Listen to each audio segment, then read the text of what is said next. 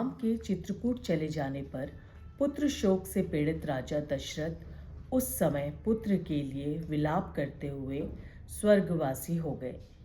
उनके स्वर्गवास के पश्चात वशिष्ठ आदि प्रमुख ब्राह्मणों द्वारा राज्य संचालन के लिए नियुक्त किए जाने पर भी महाबलशाली वीर भरत यानी कि जो राम के भाई थे, कैकेयी के पुत्र भरत ने राज्य की कामना ना करके पूज्य राम को प्रसन्न करने के लिए वो वन की ओर प्रस्थान करने लगे। वहां पहुंचकर सद्भावना युक्त भरत जी ने अपने बड़े भाई सत्य पराक्रमी महात्मा राम से याचना की और यूं कहा, धर्मज्ञ आप ही राजा हो, परंतु महान यशस्वी परम उदार प्रसन्न मुख महाबली राम ने भी पिता के आदेश का पालन करते हुए राज्य की अभिलाषा ना की और उन भरत भाई राज्य के लिए उनको चिन्ह स्वरूप अपनी खड़ाऊ देकर उन्हें लौटा दिया। अपनी अपूर्ण इच्छा को लेकर ही भरत ने राम के चरणों का स्पर्श किया और राम के आगमन की प्रतीक्षा करते हुए वे नंदीग्राम में राज्य करने लगे। भरत के लौट जाने पर सत्य प्रतिज्ञ श्री राम ने वहां पर पुनः नागरिक जनों का आना जाना देखकर एकाग्र भाव से दंड कारण में प्रवेश किया। उस महान वन में पहुंचने पर कमल लोचन राम ने विराध नामक राक्षस को मारकर सरभंग सुतीक्ष्ण अगस्त्य मुनि तथा अगस्त्य के भ्राता का दर्शन किया। फिर अगस्त्य मुनि के कहने से उन्होंने ऐन्द्र धनुष एवं खड़क और 2 तोरण जिनमें बाण कभी नहीं घटते थे प्रसन्नतापूर्वक ग्रहण किए। तो नमस्कार दोस्तों, आपका बहुत बहुत स्वागत है मेरे चैनल बोलती कहानियाँ बाई ममता भट्ट में। अगर आप पहली बार इस चैनल को देख रहे हैं तो प्लीज़ इसे लाइक, शेयर और सब्सक्राइब ज़रूर करिएगा। आइए आगे का व्लॉग देखते हैं। जय श्री राम। सुबह सुबह की राम राम दोस्तों, कैसे हैं आप सब?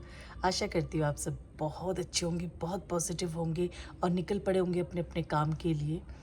तो दोस्तों, मैं ये जानना चाहती हूँ कि आप सबका जो नववर्ष था उसका प्रोग्राम किसने क्या कैसे बिताया, मुझसे ज़रूर शेयर करिए, क्योंकि कल तो कोई कमेंट आए ही नहीं और ज़्यादा व्यूज़ भी नहीं आए। तो मैं समझ सकती हूँ सब व्यस्त रहे होंगे अपने अपनी लाइफ में, तो क्यों बैठ के मेरा व्लॉग देखेंगे भाई, क्यों देखेंगे? लेकिन देख लेना चाहिए था आप लोगों को। तो अब दिन की शुरुआत हुई है और इस बार थोड़ा सा दिक्कत ये है, वैसे शुक्रवार के दिन मैं बहुत खुश रहती हूँ क्योंकि आगे 2 दिन की छुट्टी होती है, सैटरडे संडे, बट इस बार अनफॉर्चुनेटली और फॉर्चुनेटली एक बहुत अच्छा सा प्रोग्राम है जिसके लिए हम सबको ऑफिस आना ही पड़ेगा और वो मैं आपको कल ही बताऊंगी जब हम उस प्रोग्राम को करेंगे, क्योंकि उसके लिए हम लोग सबको बस में बैठ के ऑफिस से कहीं दूर जाना है। तो बहुत इंटरेस्टिंग इवेंट है वो और उसके बारे में कल हम लोग बात करेंगे। तो चलिए, अब ऑफिस का समय शुरू हो रहा है, मुझे काम पे लग जाना चाहिए, फिर दिन भर आपसे बातें करती रहूँगी मैं। मिलते हैं और यस प्लीज़, हाँ, पॉजिटिव एंड विद स्माइल, और देखिएगा कितने लोगों को आप खुश कर पा रहे हैं अपने अगल बगल। छोटी सी बातें कर लीजिएगा। फटाफट अपना काम ख़त्म कर रही हूँ क्योंकि एक बहुत ही खूबसूरत सा अनाउंसमेंट हुआ है। घर जाओ, जल्दी जाओ ताकि तुम सब कल सुबह 7 बजे यहाँ ऑफिस पहुँच जाओ। ये है मेरा इन्विटेशन कार्ड, एकदम पर्सनल इन्विटेशन कार्ड। तो मैं फटाफट काम निपटाती हूँ। दोस्तों, कल के प्रोग्राम की वजह से आज हमें जल्दी छुट्टी दे दी गई और घर जाके मैं क्या ही करूं, तो मैं अपने पुराने ऑफिस क्राफ्ट्स म्यूज़ियम आ गई। मैंने अपने व्लॉग में आप लोग को यहाँ बहुत घुमाया है पहले, अगर आप थोड़ा पीछे मुड़ के देखेंगे तो आर्टिस्ट बैठते हैं यहाँ पे, लोक कलाकार।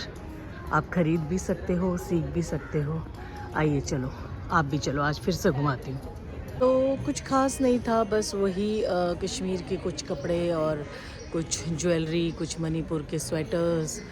तो ये सब एक तरह से ना पूरी दिल्ली में वैसे ही लगा हुआ है इस तरह का सारा शॉप्स। तो इतना इंटरेस्टिंग मुझे आज कुछ नहीं लगा यहाँ पे। तो फिर मैं वापस जा रही हूँ खाली दुकानों को देख के। थोड़े से स्वेटर्स मुझे पसंद आए लेकिन मैं इतना पहनती नहीं हूँ, तो एकदम हाथों से बने हुए स्वेटर थे, ये अच्छे लगे मुझे।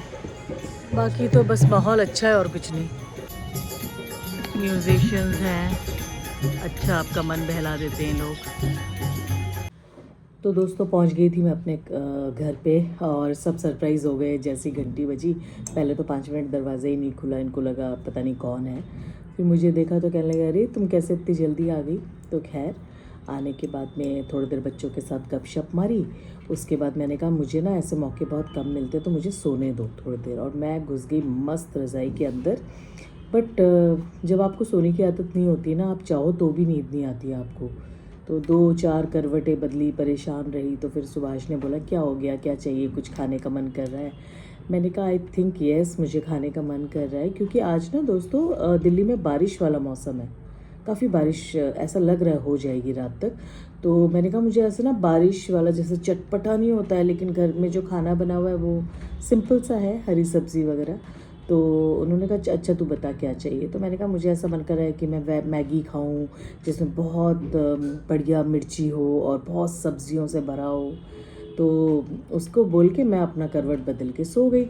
और थोड़ी देर बाद जो है सच में सुभाष जो है वैसी मैगी बना के ले आए। इन्होंने शायद कहीं से मंगवाया हो, ब्लिंकिट से मैगी वगैरह बनाया और दिया, और साथ में गरम गरम चाय। माय गॉड, कभी कभी कहते हैं ना सरस्वती बैठी होती है आपके मुंह में।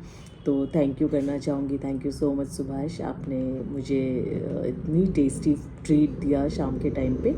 तो अब चाय वाय पी रहे हैं हम लोग। ये मेरा सेकंड कप है आने के बाद। बढ़िया अदरक की कड़क चाय बनी हुई है, और वो पी के बस थोड़ी देर बाद हाथ मुंह धो के दिया जला के फिर मैं रामायण पढ़ूँगी।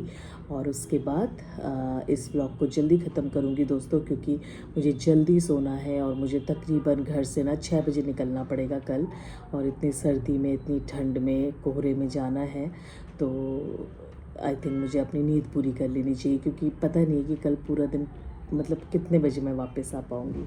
तो दोस्तों चलती हूँ फिर। Bye. Very healthy. Thank you Subhash Pandey for this tasty Maggi. Thank you, I wanted to eat this. मज़ा ही आ गया, इतनी ठंड हो रही है और बिस्तर में घुस के आज मुझे ये खाने को मिल रहा है। आज का व्लॉग यहीं समाप्त करते हैं दोस्तों। Thank you for watching and please like, share and subscribe my channel.